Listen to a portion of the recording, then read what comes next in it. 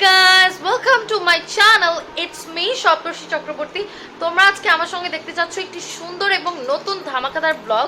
তো আজকে হচ্ছে যাচ্ছি আমরা মামা বাড়িতে, নুডলস খাচ্ছি, খেয়ে আমরা রওনা হব। তো দেখতে থাকো আর ব্লগটাকে এনজয় করতে থাকো।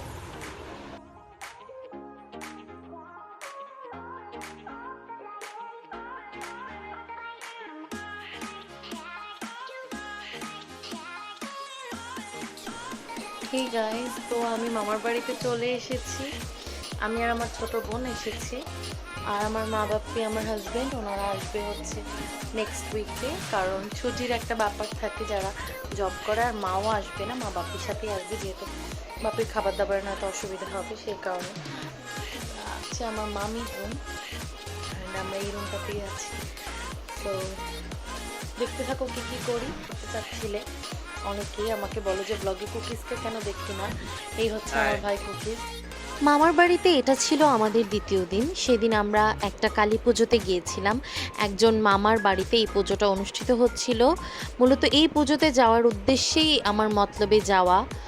আমি এই পুজোতে গান গেয়েছিলাম মায়ের কাছে, আমার আকুল আবেদন জানিয়ে, আমার সমস্ত ভক্তি শ্রদ্ধা ভরে আমি মায়ের কাছে আগরবাতি মোমবাতি জ্বালিয়ে দিচ্ছিলাম। আমার সাথে ছিল আমার বড় মামি, ছোট মামি, আমার বোন, আমার দুই দিদা আর কুকিজ মানে আমার ভাই। তো এই পুজোটা করছিল আমার দাদু আর দুই মামা মিলে। আমার দাদুর সঙ্গে আমার বিয়ের পর এটা প্রথম দেখা, তাই দাদু অনেক কথা বলছিল, হাসাহাসি করছিল, সত্যি ভালোই লাগছিল। আর এখানে আমরা আগরবাতি মোমবাতি সবাই জ্বালিয়ে দিচ্ছি মায়ের কাছে। মায়ের কাছে সবার মনের বাসনা জানানোর জন্য অনেক মানুষই এসেছিল সেদিন। এই পূজাটা বেশ জাগ্রত পূজা, যেহেতু স্বপ্নাদেশে এই পূজার কথা মা নিজেই বলেছেন। আর মায়ের মূর্তির যে আকৃতিটা এতটা বড়, সেটাও স্বপ্নাদেশে পাওয়া। মায়ের মূর্তিটা দেখে না গা আমার শিউরে উঠছিল।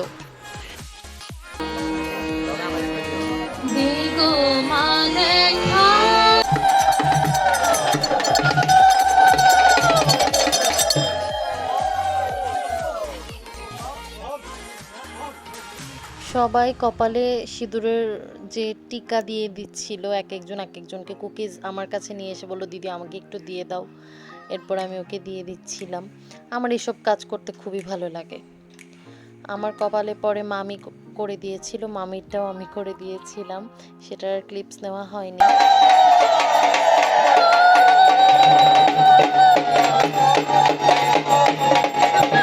আমি এই পুজোটাতে মোট 30টা গান গেয়েছিলাম।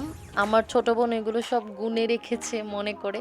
তারপরে পুজো শেষের দিকে দাদু আর মামা মিলে গান গাচ্ছিল। তারপর এই দিকে আমার মামা যজ্ঞের জন্য সব তৈরি করছে, আর মামি মামার ছবি তুলছে।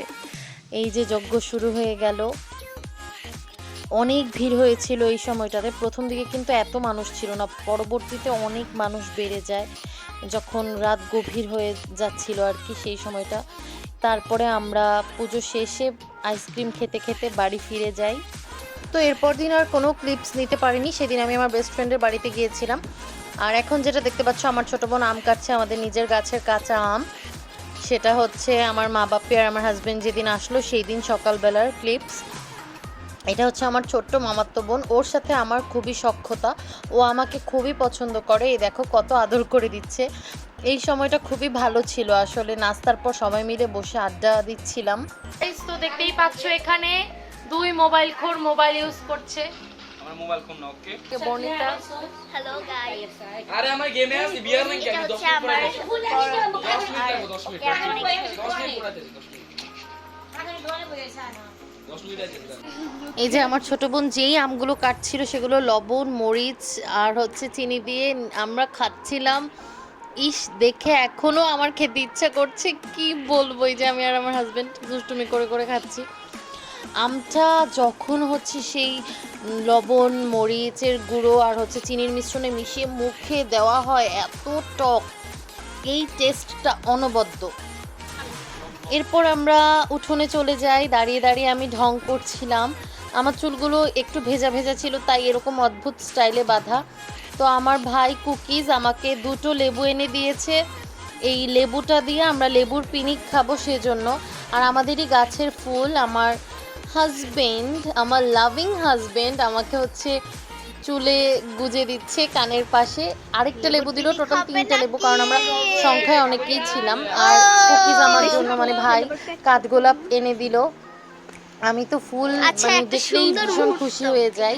ওইদিকে ওদের মধ্যে একটা প্ল্যান হচ্ছে, মানে ভাই হচ্ছে আমার হাজবেন্ডকে কানে কানে কি যেন একটা বলেছে যে একটা গোলাপ ফুলও এনে দেবে আমাকে, যেন আমার হাজবেন্ড সারপ্রাইজ দেয়। তো ঘরে নিয়ে এসে ওরা আমাকে বলে চোখ বন্ধ করো, একটা জিনিস হাতে দেবো। আমি খুবই ভয় পাচ্ছিলাম ওরা যেই দুষ্ট টিকটিকি বা তেলাপোকা দিয়ে দেবে না তো। এরপর আমার হাতে আমার হাজবেন্ড এই গোলাপ ফুলটা দেওয়ার পর আমি চোখটা খোলার পরে এত অবাক হয়ে যায়। আমার ফুল বরাবরই খুবই পছন্দ, আর আমার হাজবেন্ড আমাকে সব সময় ফুল দেয়। আমি ফুলটা পেয়ে একদম বাচ্চাদের মতো হাসছিলাম। আমি এরকমই অনেকটা বোকা প্রকৃতির মানুষ, তবে ফুল পেলে আমার খুশিটা একদম সত্যি অন্যরকম থাকে। মাথা মাথা যেমন আরে এমন করো না।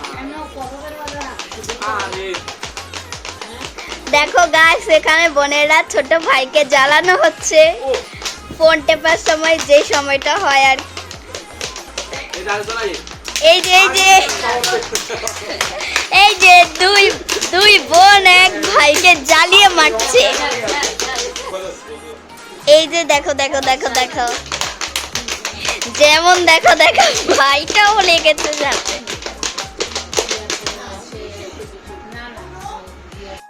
তো দুপুরের খাওয়া দাওয়া করে বিশ্রাম নিয়ে আমরা বেরিয়ে পড়ি আমাদের মতলবের লঞ্চ ঘাটে।